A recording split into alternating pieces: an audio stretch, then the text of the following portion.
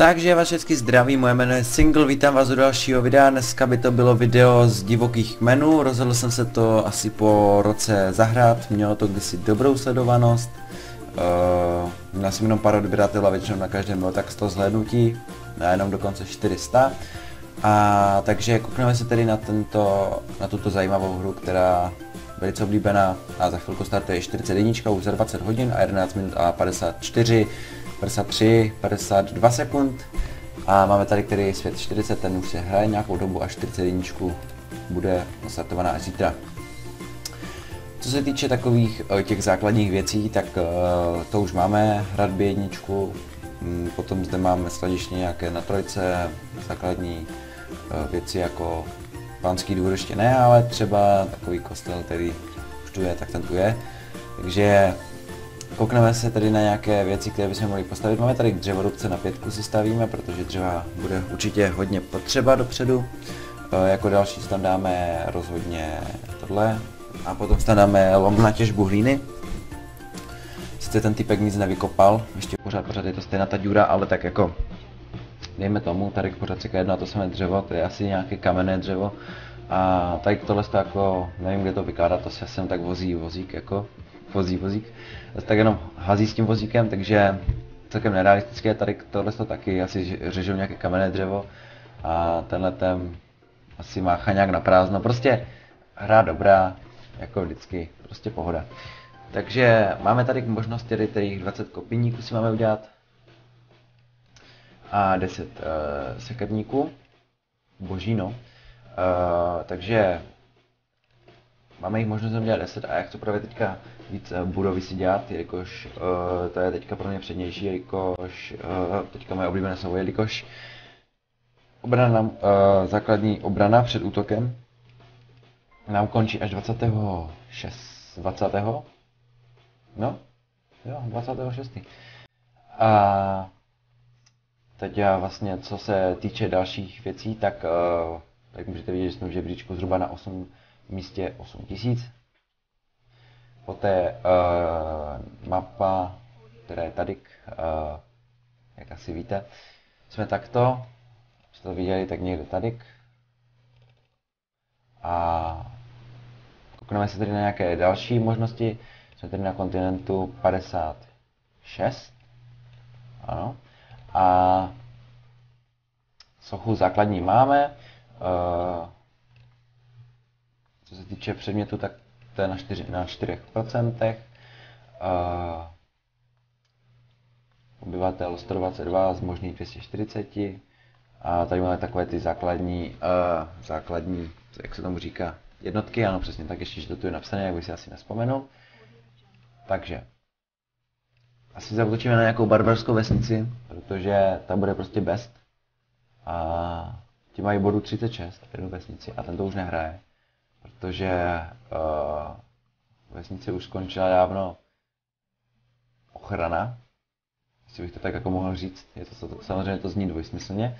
A tak máme tady možnost útoku, protože tak vidíte, cíl je pod začátečnickou ochranou. Takže dáme útok. Má jenom 39 bodů a já jsem se netrefil. Teď jsem se přesně netrefil, což je takto. A pošleme tam všechno, co máme, paladě na jednoho a jdeme do útoku. Doufáme, že tedy ten útok vyhrajeme. Pokud ne, tak to je špatný. Takže koukneme se, jak to vypadá s tou naší stavbou. Tak stavba je zhruba v polovině a co bych tak ještě jinak řekl. Doufám, že si koukáte na náš kanál, teď tam byla informačka, co bude vlastně v budoucnu točit, budeme chtít, tak určitě budeme chtít točit spíše teďka minifilmy nebo nějaký seriál, kterým budeme vystupovat my, protože aktuálně moc nápadů na videa nemáme a je to zapříčeno tím, že teď vlastně nemůžeme mít žádný copyright na internetu, protože jsme tam měli vlastně videa s Fetim a to jsme odstranili, pokud jste si všimli. Bohužel, měli jsme vlastně zablokovaný účet a v podstatě v případě nalezení ještě jednoho copyrightu, nebo jako obvinění z copyrightu, tak nám hrozí zrušení kanálu, nebo nehrozí. My to víme, že nám zruší kanál. Takže tohle to nás trošičku pobouřilo, protože ty videa samozřejmě nejsou naše, ale trošičku nás to odradilo, protože nemůžeme teďka vůbec nic použít. A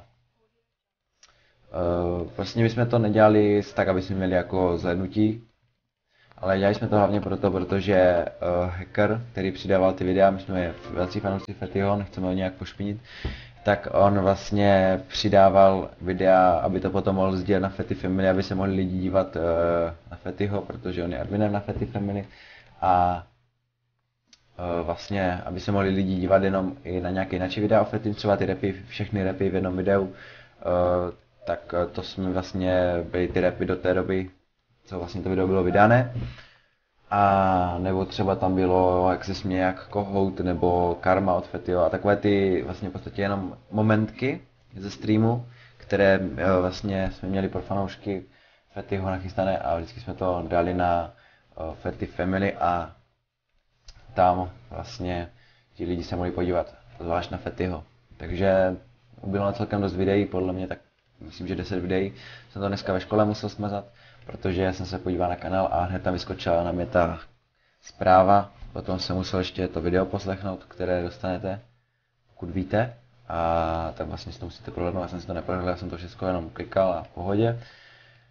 Takže aktuálně naše funkce jsou velice celkem, nejsou v výborném stavu, ale v dobrém stavu, což ví jenom ti, kteří vlastně se starají o svůj kanál a to tam mají vlastně pod kanálem. Takže někteří ví. A já tedy se kouknu, jak to vypadá s tím dřevem, nechci to mít moc dlouhý. Takže já to teďka stopnu a až bude to dřevo a ten železný důl hotový, tak se zase ozvu. Takže jsem zpět, máme tedy hotové ty úkoly, jak jsem říkal, nebo ty stupně těch budov. Kasárny si dáme na 2 a hlediště, nebo hradby, sorry. Koukneme se, co tady máme za úkoly, tady jsou ty opiníky a tady máme tedy ty tu výzbroj. Tržiště zatím asi používat nebudu, jelikož nemám moc těch surovin, takže nevím, co bych asi na tržnici prodával.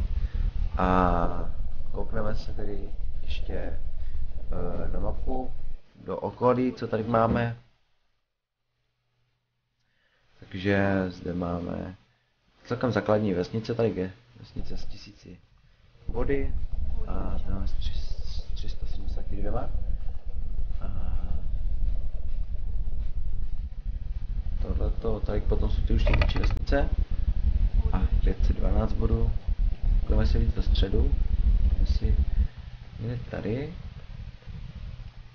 a tady už vidět, že jsou opravdu celkem dobří párci. Vesnice opuštěné i s 1000 body, což je opravdu velice dobrý, jako jak říkám. A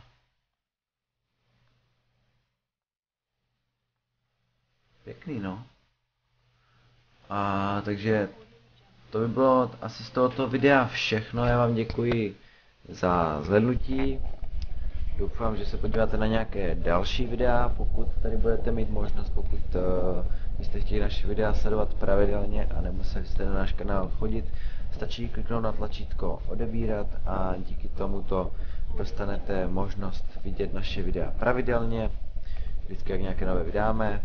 My děkujeme tedy za zhlédnutí a u dalšího videa čau.